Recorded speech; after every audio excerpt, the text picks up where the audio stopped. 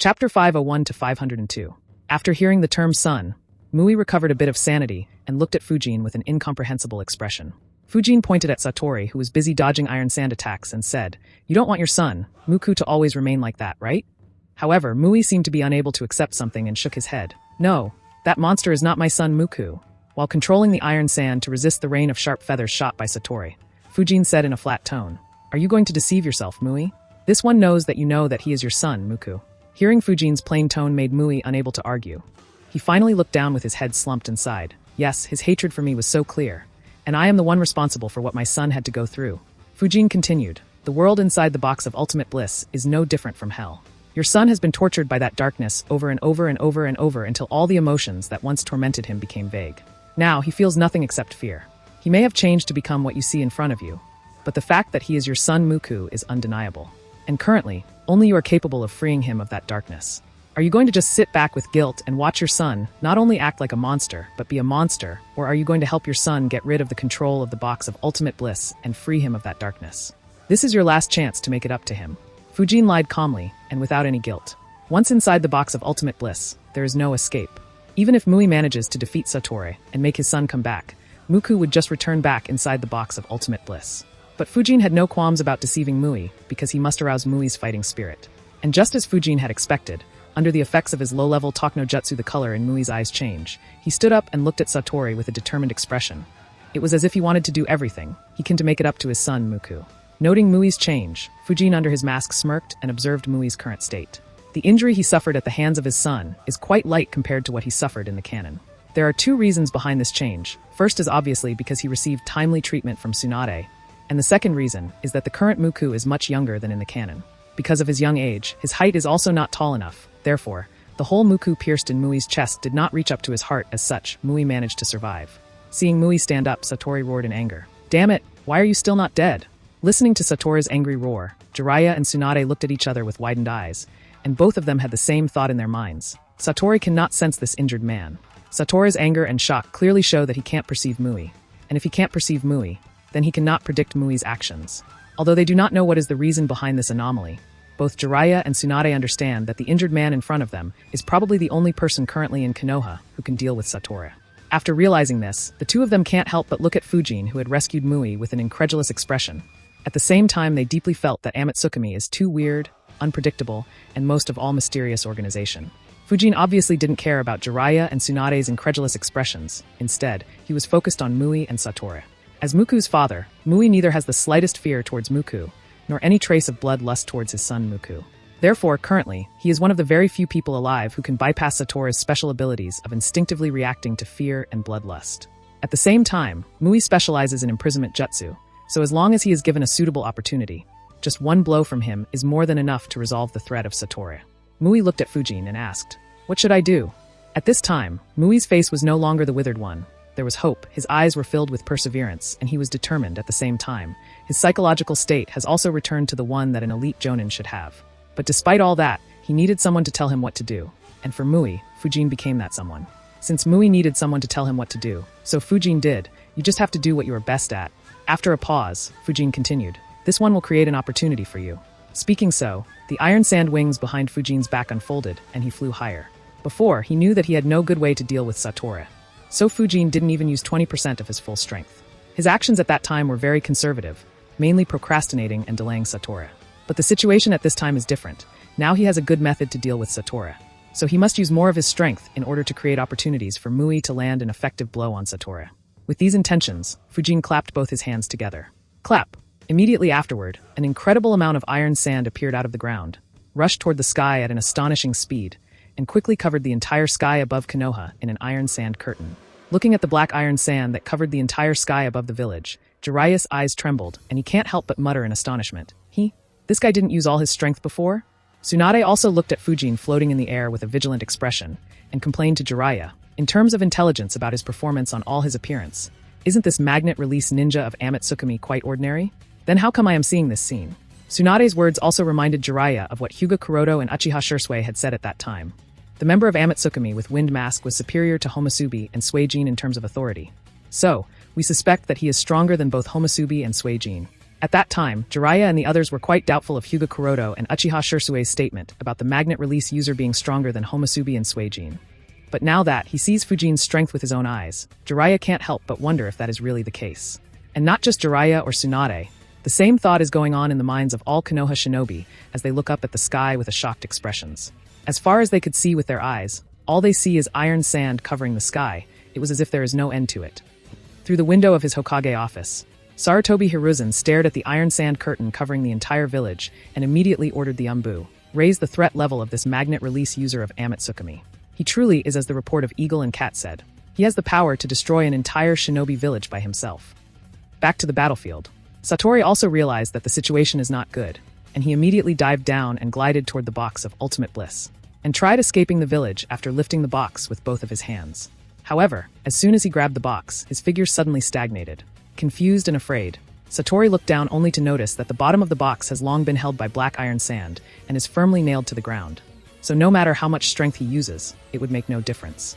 Tsunade noted Satori's fearful expression and cracked her knuckles with an expression filled with wrath. Do you still want to escape after killing so many of our people? As she said so, she jumped up sharply and flew towards Satori at an incredibly fast speed. Satori had no choice but to abandon the box of ultimate bliss and immediately flapped his wings to fly high into the sky, avoiding Tsunade's one-hit kill chakra-enhanced punch. But the higher Satori flew, the more danger he was in as the closer he was to the iron sand curtain. Fujin didn't waste any opportunity and immediately brought down his hand. Iron sand curtain descend. Based on Fujin's experience, even if Satori can react to fear and bloodlust, there is only a limit up to which it can dodge. If the opponent is fast enough, and the attack frequency of the opponent is fast and clever enough, then Satori will also be troubled.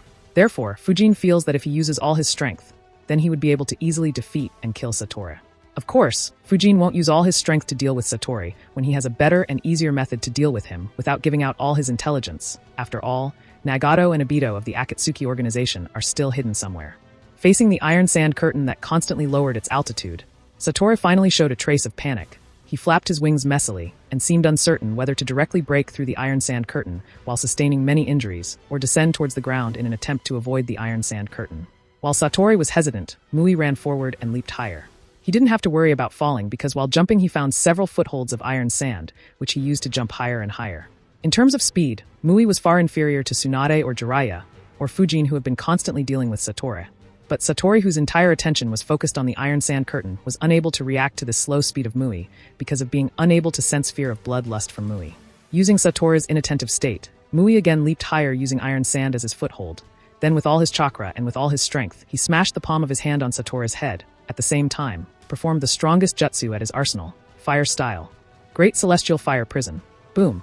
Suddenly, Satori felt his chakra being sealed, his entire body burning in fire, and noticed the red cured mark imprint all over his body. Only then did he realize what Mui had done to him, and roared in anger, "Damn it." But Satori hadn't even finished speaking, and Fujin had already controlled the iron sand floating in the sky to form several fists, and smashed all of them on Satori. Boom. Boom boom boom boom.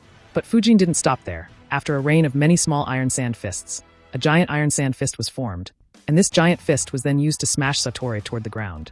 Boom. As soon Fujin slammed Satori towards the ground with a giant iron sand fist, the angry Tsunade again leaped high and slammed her fist on Satori's head with all her strength. Boom. The effect of a full-powered chakra-enhanced punch from Tsunade caused a thunderous explosion, and its noise resounded in everyone's ears. Under the effects of Tsunade's wrath, Satori's huge head was smashed into the ground, causing the whole village to feel something like an earthquake. The ground within a radius of hundreds of meters shattered instantly, causing a deep pit to be formed at the center, of which the figure of Satori was half buried. Not far away, the figure of Jiraiya and Gamabunta also staggered because of the earthquake and almost fell off because of the fragmentation of the ground caused by Tsunade's full-powered punch. Fujin, who was floating in midair, witnessed this scene, and his eyebrows jumped under the mask, as he said to himself with a light hum, "Humph. This one will definitely survive such a heavy blow," and asked after a pause, "Right?" The power of Tsunade's chakra-enhanced punch in the wrath mode is simply jaw-dropping. Satori's large round head was directly squashed by her punch and sank deep into the ground, and for a while there was no movement. Jiraiya swallowed deeply as if he remembered some bad memories and asked with a stammering tone, He won't be killed directly, right?" Tsunade tucked up her sleeve and said while clenching her fist in anger, "You would better pray that he is dead, because if not, then..." Before Tsunade could finish speaking, Toad Fukasaku immediately reminded everyone with a serious expression, "He is not dead yet. Don't let your guard down." Hearing Toad Fukasaku's words, Tsunade's eyes turned cold, and she glanced at Satori, but seeing the other figure coming towards him, she controlled herself and did not rush to do anything. At this time, Mui, who had landed on the ground before, walked towards Satoru step by step, while muttering to himself, "I have to correct the mistakes I have made. Muku, I shall accompany you to the Yomi underworld." Soon, he stopped in front of Satoru's huge and ugly body, reached out his hand, and gently stroked Satoru's hideous claws. Swish! At the moment of contact with Satoru, Mui felt as if he was hit by an electric shock and suddenly withdrew his hand. Because in the moment of that brief contact with Satoru's body, countless dark and evil emotions surged into his body, plunging him into darkness and endless hell, and making him deeply realize his son's suffering. "It turns out that you were suffering from such torture. I was the one who made you go through everything, and I am the one who should have borne it," muttered Mui as tears started to stream out of his eyes. Just a little touch made Mui unbearable. He couldn't even imagine just how much his son Muku suffered upon undergoing such torture by the box of ultimate bliss for more than 2 years. "I will free you." With that said, Mui raised his hands and started to weave hand signs, then stamped his hand on Satoru's head. Following Mui's action, the cursed seal of Great Celestial Fire Prison, previously imprinted on Satoru's body, glowed red. Then immediately, Satoru's entire body started to burn, and was not long after his entire body was engulfed in fire from the inside to the outside. In an instant, the huge body of Satoru was completely swallowed by skyrocketing flames. The flames reached up to the sky, and under the deep night, they colored the whole village in shining red color. Soon Satoru's wailing and painful cries reverberated throughout the village. It tumbled and rolled and struggled on the ground to get rid of the flames. But to no avail, as he couldn't get rid of the shackles of Great Celestial Fire Prison. Looking at this scene, Fujin can't help but mutter. From an outsider's perspective, it appears as if Great Celestial Fire Prison was tailor-made to stop Satoru. And now that this one thinks about it, this does seem reasonable. After all, Mui's clan is the gatekeeper of the box of ultimate bliss, so they have probably developed the secret jutsu to keep Satoru in check. On a high cliff far from Konoha, a group of shinobi in traditional Akatsuki black cloak with red cloud prints were standing or squatting in a row and looking at the brightly lit Konohagakure in the distance. Without exception, all of them are members of the Akatsuki organization. The person at the center is none other than Hiroko, with his body covered in bandages and the Akatsuki organization cloak over it. Currently, he had a very plain expression and looked at Konohagakure indifferently.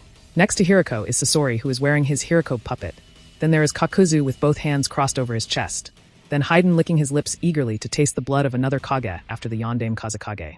A little further away is Uchiha Shinichi squatting on the ground with a mocking grin on his face. Next to him is Tobi, not a Beto but a shinobi wearing the swirly/guru over him, with the spiral mask. After Tobi is the Kirigakure team consisting of Biwa Juzo, Kagaya Takashi, Yuki Kahayo, Yuki Reihyo, Kahayo's brother and another new recruit in the Akatsuki, Hashigaki Kisame, and Chinoike Majida. Listening to Satoru's painful wailing, Hiroko said with a disappointed expression, "Is this the limit?" Sasori said with a cold tone, "The monster that came out of the box of ultimate bliss is much stronger than I expected. We should have used it to attack at the same time as we launched the full-scale offensive." Hiroko smiled and said, "No worries, that monster was just an appetizer, and it basically doesn't affect our plan. No matter how much Konoha resists today, with this lineup, it will perish tonight." Shinichi smiled in mockery. The moment he received the intelligence that a member of Amatsukami was present in the village, Shinichi's worries were reduced a lot. Although he is still not certain about whether Boss will be able to defeat or kill the current Nagato, he is still at ease quite a lot. At this time, Konan descended on the cliff like an angel. Hiroko turned to look at Konan and asked with a respectful tone, "Should we act?" Konan nodded lightly, but also said, "Yes, but there are certain changes in the plan due to the intervention of Amatsukami. Everyone, except for Tobi, will attack, as per the plan. Also, remember to recover the box of ultimate bliss, as it may prove to be useful in the future.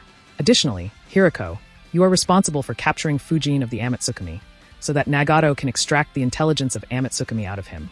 Hiroko nodded. "All right." Konan looked at confident Hiroko, and added, "Be vigilant in regards to the appearance of other members of Amatsukami in addition to Suijin, Homasubi, and Yama." Hiroko nodded with a smile. "Don't worry, I will take care of Fujin." And immediately afterward, he weaved the hand signs and slapped his hand on the ground. With Hiroko's action, several chimera birds appeared on the edge of the cliff, and Hiroko said, "Everyone, let's go, it's time for the main dish." All the members of the Akatsuki organization standing on the cliff nodded one after another, and one by one jumped on the summoned chimera birds of Hiroko and flew toward Konoha. After everyone was gone, Konan looked at Tobi and said, "Follow me to the other side. Madara wants you there. Lead the way." Tobi just nodded and both rushed to the cliff where Nagato and Madara are present and silently watching over Konoha. Tonight is the night Konohagakure becomes history. In the village, Hyuga Yui and Shizun, who supported each other, slowly walked to the side of the battlefield, looked at Satori wailing in the fire, and sighed with deep emotion. It's finally over. At this time, Fujin landed next to the two Kunoichi and said, "Over? Don't be ridiculous. The true battle hasn't even started yet." Shizun looked at Fujin with a vigilant expression. Although this member of Amatsukami in front of the two helped the village in dealing with the monster Satori, Amatsukami is also a mysterious terrorist organization like the Akatsuki organization. Therefore, Shizen is extremely wary of Fujin. Yui is no different from Shizen. She is also vigilant, but suddenly she remembered that Fujin had saved her life before and gratefully bowed to him. Ano, Amatsukami member Sama. Thank you very much for saving me earlier. The powerful strength displayed by Fujin made Yui subconsciously use the honorific title. And since she didn't know the other party's name, Fujin pretended to casually glance at Yui at random. And after making sure that she wasn't too injured or anything, he said, "This one fears that there will be more difficult battles taking place here very soon. So it would be better that you people leave since neither of you is strong enough to fight the next set of enemies." Shizen immediately shook her head. "We are Konoha shinobi. It is our duty to guard this village. When the village is under attack, how can we just shrink away and let outsiders do all the work?" Yui also nodded repeatedly. "Yes, we are very grateful for the help Amatsukami member Sama is giving us, but as Konoha shinobi, we must protect our home and dear ones." Fujin felt troubled and didn't know what to say. If it was just some Jonin-level enemies, then he wouldn't have urged them to leave here. But the enemy is Akatsuki, and neither of the two of them is strong enough to face the members of the Akatsuki organization. At this time, Tsunade, who was walking here, frowned. She was a little surprised that this powerful member of Amatsukami would bother reminding her disciples so kindly. Although she felt that his behavior is weird, she didn't bother to delve into it at this moment. Not to mention the other party's reminder is correct. Tsunade herself has realized that Akatsuki organization is very dangerous. Although Satori has been restrained, none of the official members of Akatsuki have made their appearance, so the real crises have yet to begin. Regardless of whether it is Shizen or Hyuga Yui, neither of the two is strong enough to cope with the current situation. So, it is better for them to move to the other areas and provide necessary medical treatment to the injured ones. With that understood, Tsunade said to the two, Shizen, Yui, go to Block C, near the evacuation shelter. Block C is crowded with refugees, and many people there need immediate treatment. With Tsunade's order, Shizen and Yui stopped insisting, and after regrouping the subordinates around them, both quickly rushed toward Block C. After Yui and Shizen were gone, Fujin finally breathed a sigh of relief. As long as Yui is on this battlefield that is likely to become the most dangerous one, Fujin wouldn't be able to fully concentrate on fighting the enemy, as a part of his attention will always be focused on Yui. Such a thing may not be that big of an issue when fighting low-level enemies like Satori. But when fighting against the likes of Hiriko, Tendo Pain, and Obito, it will cause Fujin to reveal unnecessary flaws.